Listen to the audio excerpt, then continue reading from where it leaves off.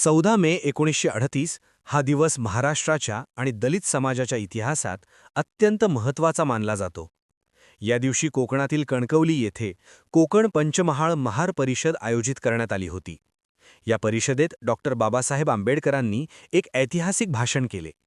या भाषणातून त्यांनी अस्पृश्य समाजाला शिक्षण, संघटन आणि आत्मसन्मान यांचे महत्त्व समजावून सांगितले आणि सामाजिक परिवर्तनाचा मार्ग स्पष्ट केला. त्या काळात भारतीय समाज अत्यंत विषम आणि अन्यायपूर्ण होता. जातीव्यवस्था खूप मजबूत होती आणि अस्पृश्यांना समाजात अत्यंत खालचा दर्जा दिला जात होता. शिक्षण, सार्वजनिक सुविधा, मंदिरं, विहीर, शाळा, सरकारी नोकरी अशा सर्व क्षेत्रांपासून दलित समाजाला दूर ठेवले जात होते. अशा परिस्थितीत बाबासाहेब आंबेडकरांनी अस्पृश्य समाजाच्या हक्कांसाठी आयुष्यभर संघर्ष केला. कणकवलीतील महार परिषद ही त्या संघर्षातील एक महत्त्वाची घटना होती. कणकवलीतील परिषदेत बाबासाहेबांनी सर्वप्रथम महार समाजाच्या ऐतिहासिक योगदानाबद्दल सांगितले. त्यांनी सांगितले की महार समाज हा महाराष्ट्रातील जुना आणि शूर समाज आहे. इतिहासात महारांनी सैन्यात, प्रशासनात आणि गावांच्या रक्षणात मोठी भूमिका बजावली आहे.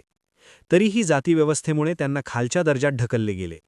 बाबासाहेबांनी या अन्यायावर तीव्र टीका केली आणि महार समाजाने स्वतःच्या क्षमतेवर विश्वास ठेवावा असे सांगितले. या भाषणात बाबासाहेबांनी शिक्षणाचे महत्त्व विशेषतः अधोरेखित केले. त्यांनी स्पष्ट शब्दात सांगितले की शिक्षणाशिवाय समाजाचा उद्धार होऊ शकत नाही. शिक्षणामुळे माणसाला विचार करण्याची शक्ती मिळते, अन्याय ओळखता येतो आणि त्याविरुद्ध लढण्याचे बळ मिळते. त्यांनी तरुणांना आणि पालकांना आवाहन केले की त्यांनी आपल्या मुलांना शिक्षण द्यावे. कितीही अडचणी असल्या तरी शिक्षण सोडू नये. बाबासाहेबांनी म्हटले की शिक्षण हेच खरे शस्त्र आहे जे दलित समाजाला गुलामगिरीतून मुक्त करू शकते.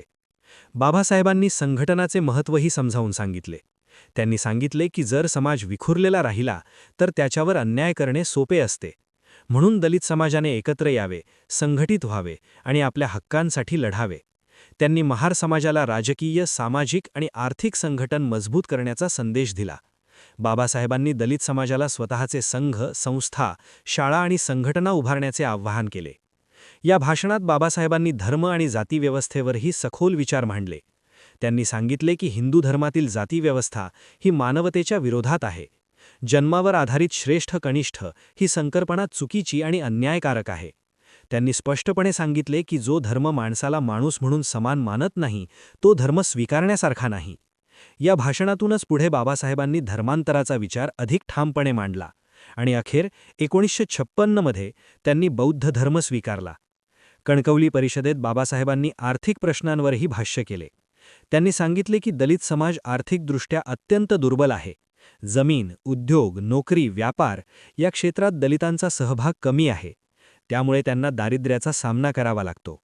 बाबासाहेबांनी दलितांना उद्योग, शेती, शिक्षण आणि नोकरीच्या संधी मिळवण्यासाठी प्रयत्न करण्यास सांगितले. त्यांनी सरकारकडे आरक्षण, शैक्षणिक सुविधा आणि रोजगाराच्या संधींसाठी मागणी करण्याचा सल्ला दिला. या भाषणात बाबासाहेबांनी स्त्रियांच्या शिक्षणावर आणि हक्कांवरही लक्ष केंद्रित केले. त्यांनी सांगितले की समाजाची प्रगती स्त्रियांच्या शिक्षणावर अवलंबून आहे.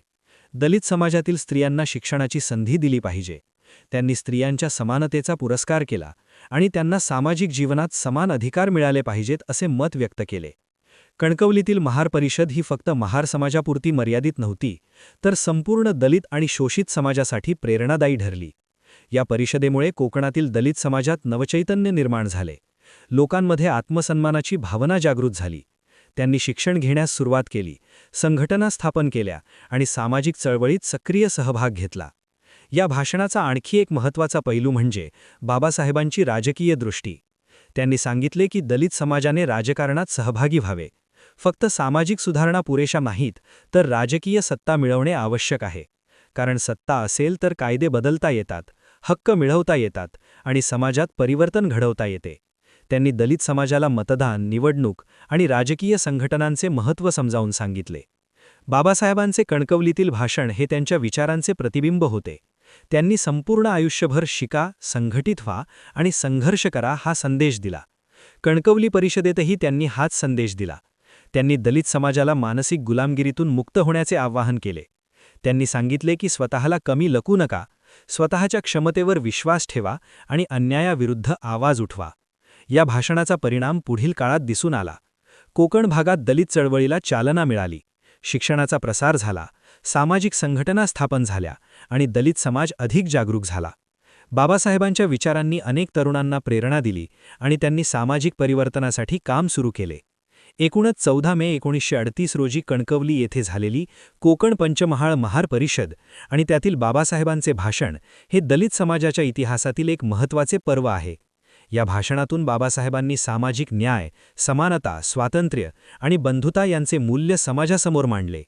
त्यांनी दलित समाजाला आत्मसन्मानाने जगण्याचा मार्ग दाखवला आणि भारतीय समाजाच्या पुनर्रचनेसाठी विचारांची दिशा दिली.